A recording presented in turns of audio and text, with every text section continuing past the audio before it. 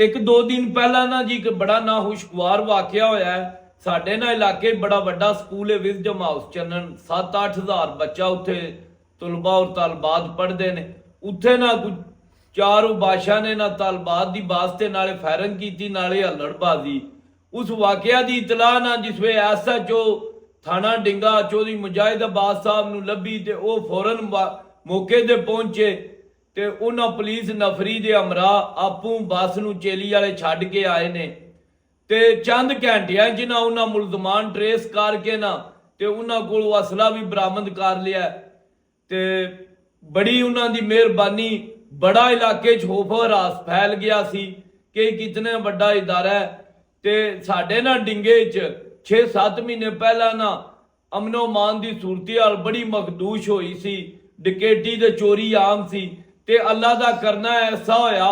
कि चौधरी मुजाहिद अब्बास साहब इत्थे बतौर SHO थाना डिंगा तैनात होए तो उन्हां ना जी चंद दिनां जी ना अमनो मान की सूरत हाल ना मसाली कर दी सी। चलो यह एक अद्धा नाखुशगवार वाकया होंदा है लेकिन वह भी मुलजमान उन्हां फौरन ट्रेस कर ले ने ते DPO साहब भी मुतनसर अताब बाजवा साहब अगे साडी एक दरखास्त है कि आइंदे जेड़े फर्जशनास ईमानदार काबल अफसर ने उन्हां दी थाने डिंगे नूं अशद जरूरत है ते इन्हां दी बतौर तैनाती साडे वास्ते इलाके दे अमन और सुकून वास्ते वो एक जमानत बन चुकी है। भाई एक ऐसा इलाका बा जिथे इतनी सूरत हाल मखदूश हो गई है उत्थे उन्हें मसाली अमनो अमान कायम किया और DPO साहब की क्यादत जो बड़ा अच्छा काम कर रहे ने और वालिदैन स्पैशली इस वाकया तो बाद बड़े परेशान है लेकिन मुलजमान दे ट्रेस होने तो बाद ते उन्हें जिस तरह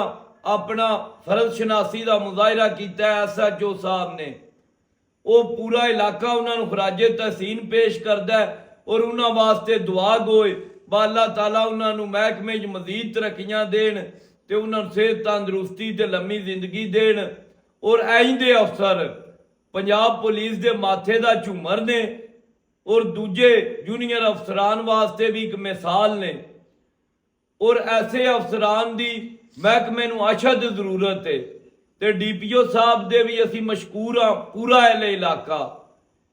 कि उन्हां दी क्यादत च मुजाहिद अब्बास जे अफसरान की मौजूदगी च पूरे इलाका अमन ते सुकून का सांस लै रहा है ते ऐसे अफसरान नूं मजीद वड्डियां थाणियां तैनात किया जाए कि थाना डिंगा जिहड़ा अंग्रेज़ों के जमाने का थाना है और आबादी के लिहाज वालों जिले का पहले कि दूजे नंबर ते वड्डा थाना है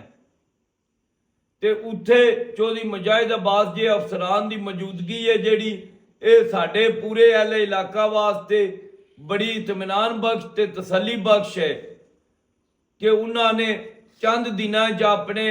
आमन तू हुण उन्होंने 6 महीने हो गए ने उन्होंने तैनाती नूं ते उन्हां अमनो मान की मिसाली सूरत हाल इलाके च बना दी है ते DPO साहब अगे भी एक दरखास्त है कि ऐसे अफसरान नूं ना सिर्फ उन्होंने महकमाना हौसला अफजाई होनी चाहिए बल्कि माशरे नूं समाजी तौर पर भी उन्होंने हौसला अफजाई की अशद जरूरत है क्योंकि वो अपनी जान खतरे च पा के ते साडे अमनो सुकून वास्ते अपनी महकमाना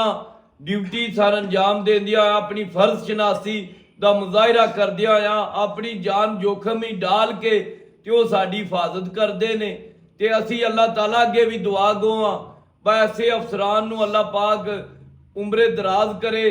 ते मजीद तरक्कियां दे ताकि माशरे च अमनो मान की मिसाली सूरत हाल कायम रहे ते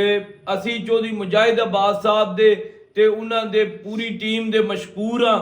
कि उन्हां इड्डे वड्डे वाकया दे मुलजमान फौरन चंद घंटियां ट्रेस करके ते इलाके च अफरा तफरी फैली ते एक वालदैन नूं जिहड़ी परेशानी सी उहदा अजाला कीता